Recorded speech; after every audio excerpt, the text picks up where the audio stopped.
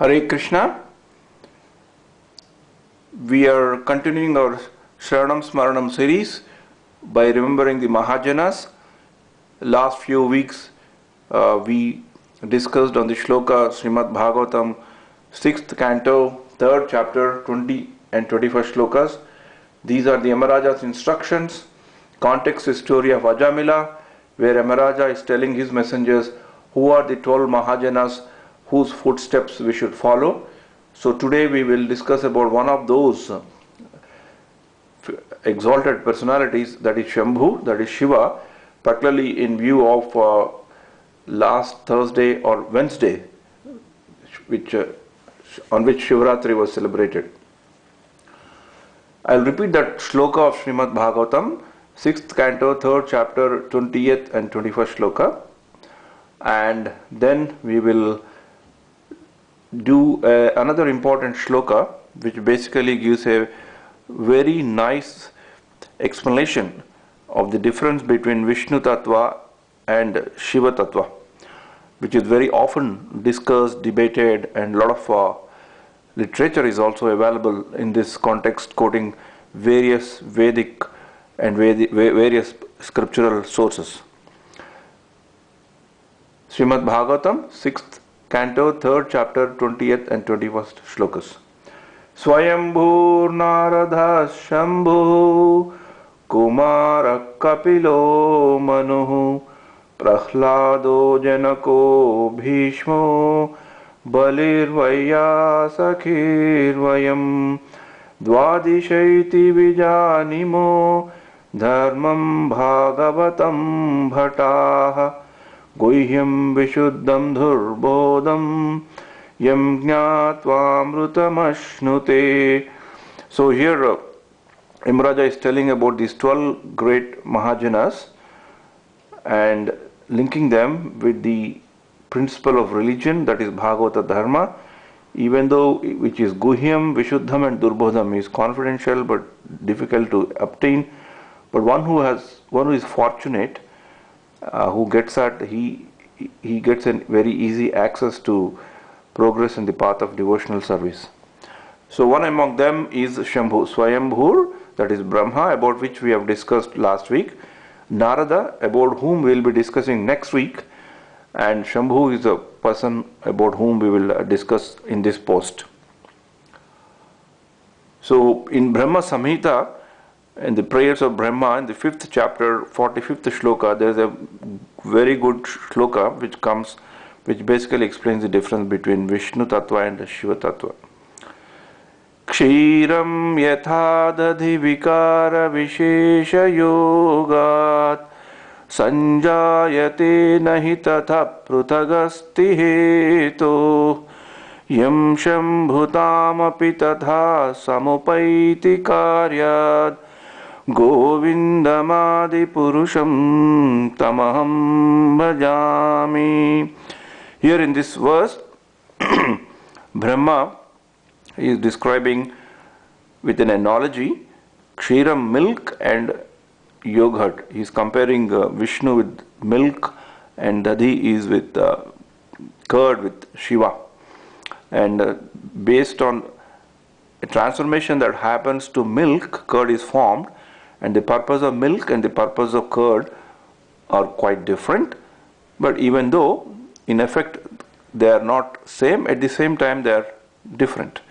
So in this way, very nicely it is explained that Shiva is none other than a transformation form of the Lord meant for a specific work of destruction. So we'll again read the shloka. Kshiram yatha dahi vikara vishesha yogat sanjayate nahi tatha prutagasti heto yam shambhutam api tatha samupaiti karyat govindamadi purusham tamaham bhajami. Kshiram yatha dadhi vikara vishesha yogat संजायते न हि तथा पृथगस्ति हेतो यं शम्भुतामपि तथा समुपैति कार्यात् गोविन्दमादिपुरुषं तमहं भजामि. Just as milk is transformed into curd by action of acids, yet the effect curd is neither same as nor different from its cause, viz. Milk. So I worship Lord Govinda, of whom the state of Shambhu is a transformation for the performance of work of destruction. I think there's a spelling mistake of the word destruction. My apologies. So milk and curd are compared, and the important words are at the effect curd is neither same as nor different from its cause milk. So I worship Lord Govinda, of whom the state Shambhu is a transformation for the performance of work of destruction. So I personally like this shloka very much, because before learning this shloka I was also quite confused on different sources and different opinions and perspectives and point of views that come up whenever somebody is talking about Lord Shiva and Lord Vishnu. People sometimes take a very uncompromising stand on what they feel is right, and so there will be a lot of confusion for a common man when he hears those discussions.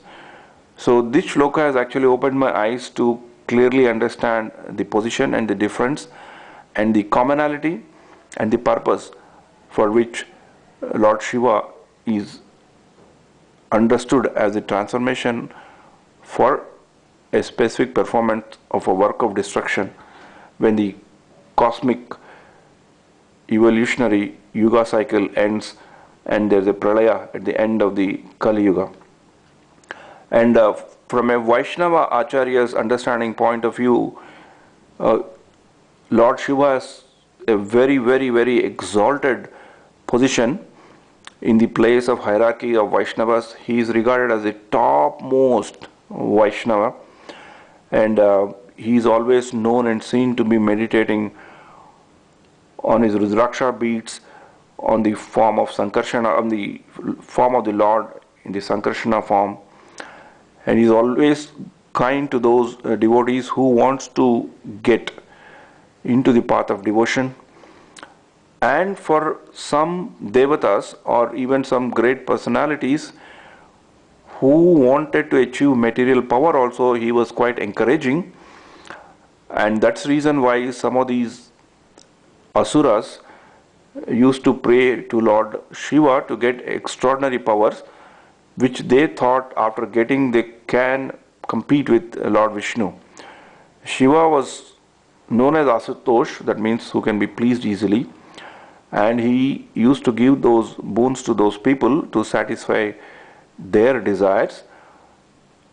But we all know what all happened to those people who got those extraordinary powers and what was their end. Ravana is a very classic example of this case.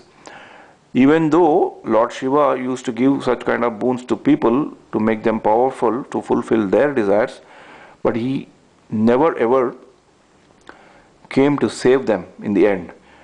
So to tell to the world that even though he gives boons to the extent that whatever people need, but eventually if they confront Lord Vishnu, that he cannot save them.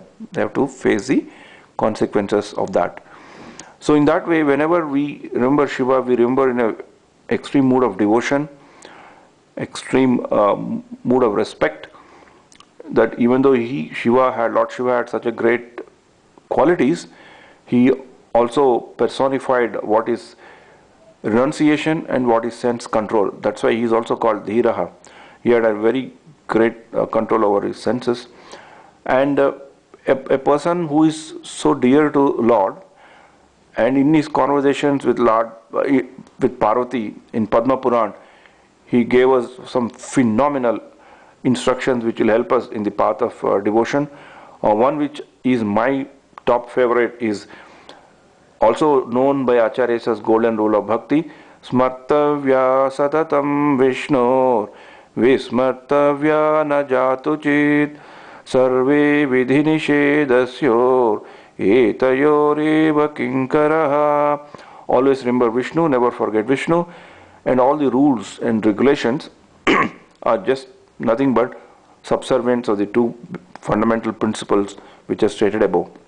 And he also, in another conversation with Parvati, he gives us very good instruction on the importance, on the great importance of serving the pure devotees of the Lord, which also became one of the principal item of the Sri Vaishnava Sampradaya, which has predominantly talks about pure devotional service and service to the devotees. Lord Shiva told Parvati, Aradhananam sarvesham Vishnor aradhanam param tasmat parataram devi tadiyanam samarchanam. So among the worships, Vishnu's worship is superior, but more than that is the worship of his devotees, that is the great acharyas, great mahajanas, and the followers of those great mahajanas. So in that way we remember Lord Shiva on the occasion of Shivaratri, which is generally observed by millions and millions of people by remembering Lord Shiva in different ways. But from a devotion point of view, we will remember Shiva for giving us wonderful instructions, helping us in the path of devotion, being very kind to the devotees, and who is none other than another transformational form of the Lord, meant to carry out a very specific purpose of work of destruction. So with this I conclude, and I'll repeat the shloka again. It's part of Brahma Samhita, text 545. Kshiram yatha dadi vikara vishesha yogat sanjayate nahi tatha prutadasti heto yam shambhutam api tatha samupaiti karyat Govindamadi Purusham Tamaham Bhajami. Just as milk is transformed into curd by action of acids, but yet the effect curd is neither same as nor different from its cause, viz. Milk, so I worship Lord Govinda, of whom the state Shambhu is a transformation for the performance of work of destruction. Hare Krishna, Krishna Krishna, Hare Hare, Hare Rama, Rama Rama, Hare Hare.